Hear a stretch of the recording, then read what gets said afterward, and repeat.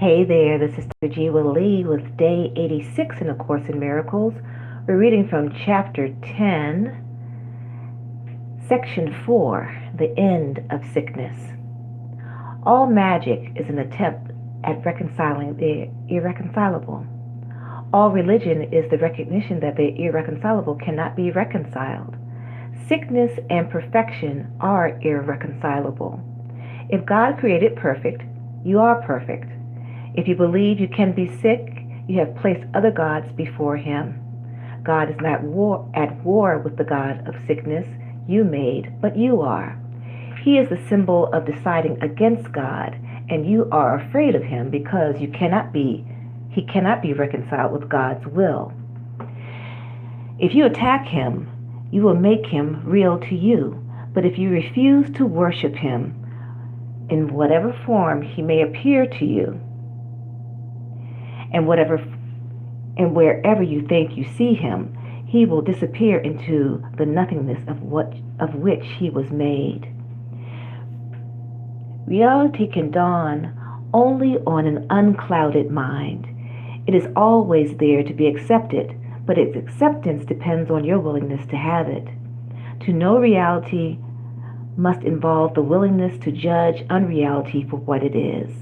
To overlook nothingness is merely to judge it correctly, and because of your ability to evaluate it truly, to let it go. Knowledge cannot dawn on a mind full of illusions because truth and illusions are irreconcilable. Truth is whole and cannot be known by part of a mind. The sonship cannot be perceived as partly sick because to perceive it that way is not to perceive it at all. If the sonship is one, it is one in all respects. Oneness cannot be divided. If you perceive other gods, your mind is split, and you will not be able to limit the split because it is the sign that you have removed part of your mind from God's will. This means it is out of control. To be out of control is to be out of reason, and then the mind does become unreasonable. By defining the mind wrongly, you perceive it as functioning wrongly. God's laws will keep your mind at peace because peace is his will, and his laws are established to uphold it. His are the laws of freedom, but yours are the laws of bondage. Since freedom and bondage are irreconcilable, their laws cannot be understood together. The laws of God work only for your good, and there are no other laws beside his. Everything else is merely lawless and therefore chaotic. Yet God himself has protected everything he created by his laws. Everything that is not under them does not exist. Laws of chaos is a meaningless term. Creation is perfectly lawful, and the chaotic is without meaning because it is without God. You have given your peace to the gods you made, but they are not there to take it from you, and you cannot give it to them. You are not free to give up freedom, but only to deny it. You cannot do what God did not intend because what he did not intend does not happen. Your gods do not bring chaos. You are endowing them with chaos and accepting it of them. All this has never been. Nothing but the laws of God has ever been, and nothing but his will ever be. You were created through his laws and by his will, and the manner of your creation established you a creator. What you have made is so unworthy of you that you could hardly want it. If you are willing to see it as it is, you will see nothing at all, and your vision will automatically look beyond it to what is in you and all around you. Reality cannot break through the obstructions you interpose, but it will envelop you completely when you let them go. When you have experienced the protection of God, the making of idols becomes inconceivable.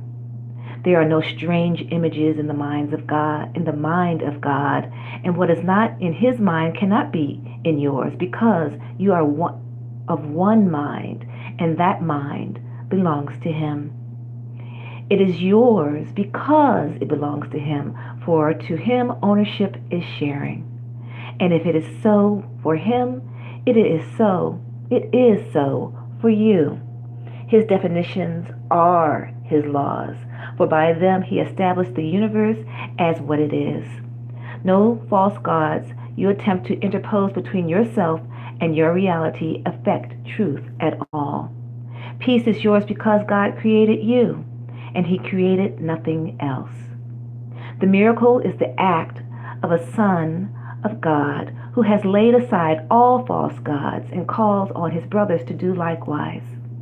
It is an act of faith because it is the recognition that his brother can do it.